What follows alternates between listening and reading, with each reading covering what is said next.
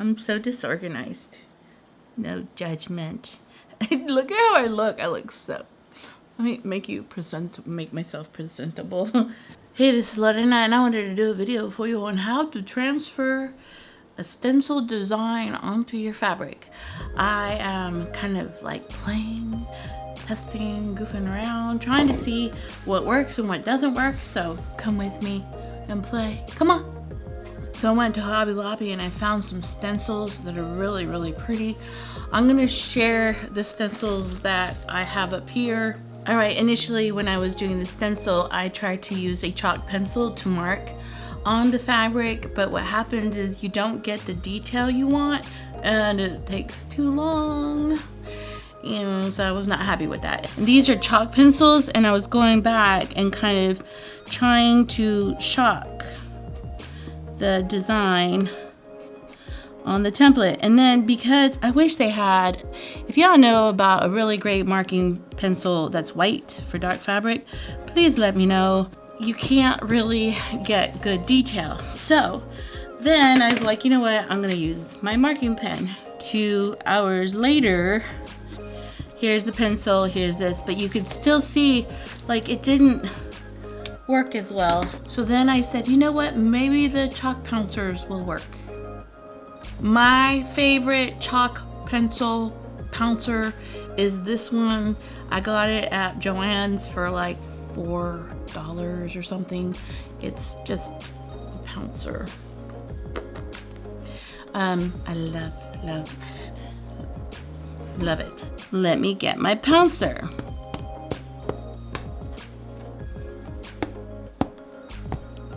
Look at that. See that? And then, ta-da! Look at that. Isn't that beautiful? Swiffer cloths. And it just literally takes up. You can also use this pouncer. I think this is too big and too clunky, but it worked too. What helps, I think, is if you use painter's tape and tack it down really well. And so I'm going to share with you how both of these kind of work and the difference of how they work, okay?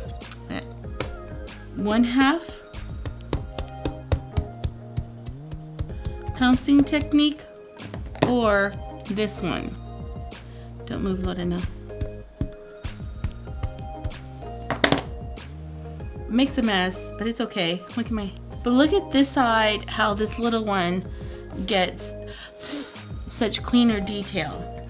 Sponge dabbers, and then they had a jumbo dabber, and then I got extra ones of these if I ruin something. I love how these work, and I'm gonna share a video on how you can literally pounce in detail in sections. Like maybe I could get better detail with less messiness.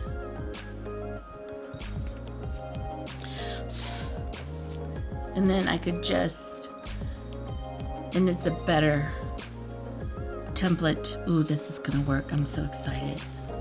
Well, then I was kind of thinking, do you have to have a pouncer or can you use a kid's Crayola, you know, chalk to use as chalk for a pouncer? And I was gonna grind this down and just do a whole thing, but I don't know.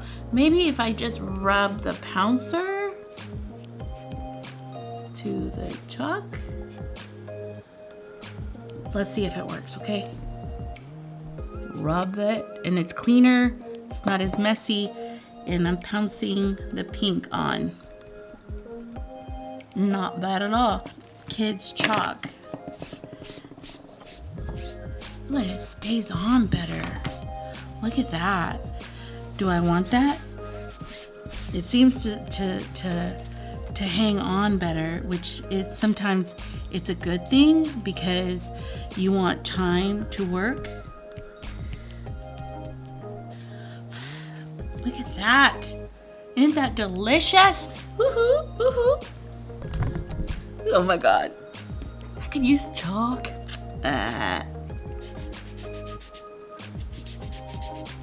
I don't know, it makes me so happy. I don't have to use this messy pouncer. I could just, it works! Ooh. This makes me so happy because when I was doing the long arm quilting, I was using the pouncer and it was getting chalk everywhere.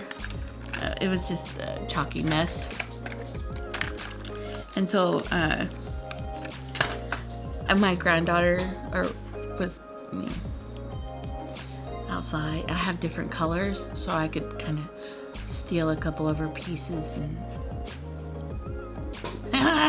this makes me so happy. It really does. I even got, let me try this. Bring it down. Downtown. Okay, let me bring you down.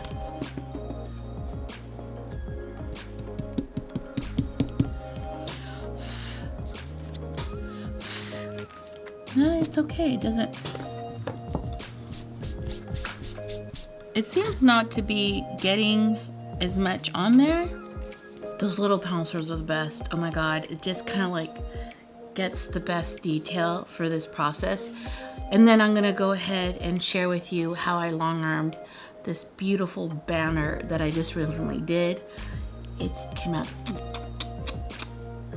So here's my back fabric. It's really hard to mark template fabric, but I was thinking if I used a pounce like that, this way it gives me where to draw, and then I could go back and just dust it off.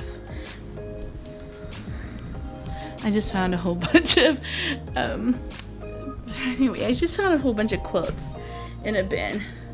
The way I get my fabric to do like the trapunto effect is I use scraps when I do these. So I have my scrap. This is a Pellon 80-20, I think, cotton poly mix. And then I'm gonna go ahead and just kind of lay it on there and then lay this little banner on there. So I'm gonna roll the quilt down for a bit. And I am going to pull this nice and tight.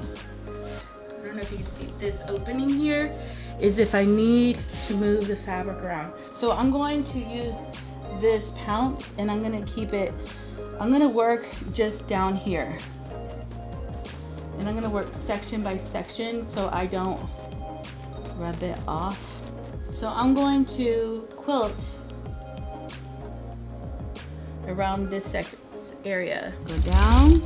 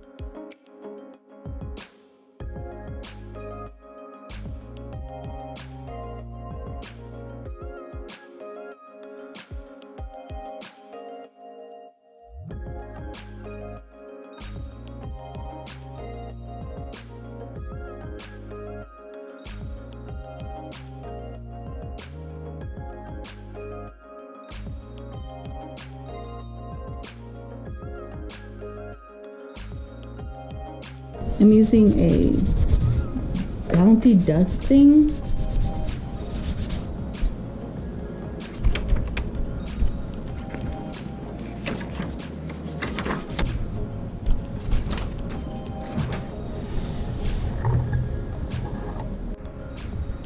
So I bounced to the edge of this. I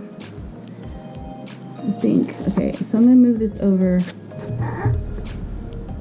I'm gonna follow it.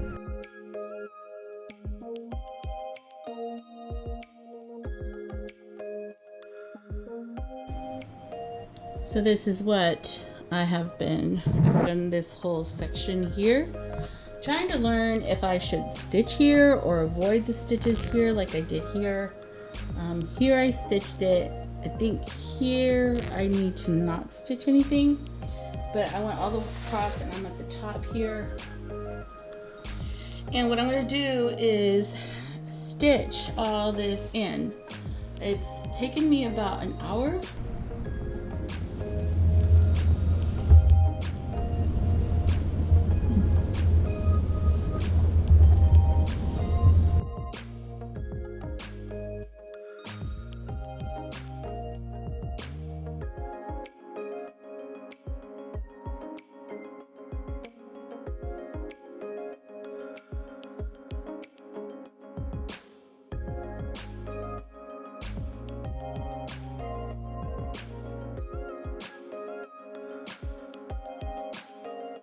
And then I just kind of liked the easiness. And here, I just decided to do like a flowy meander under all this beautiful structure.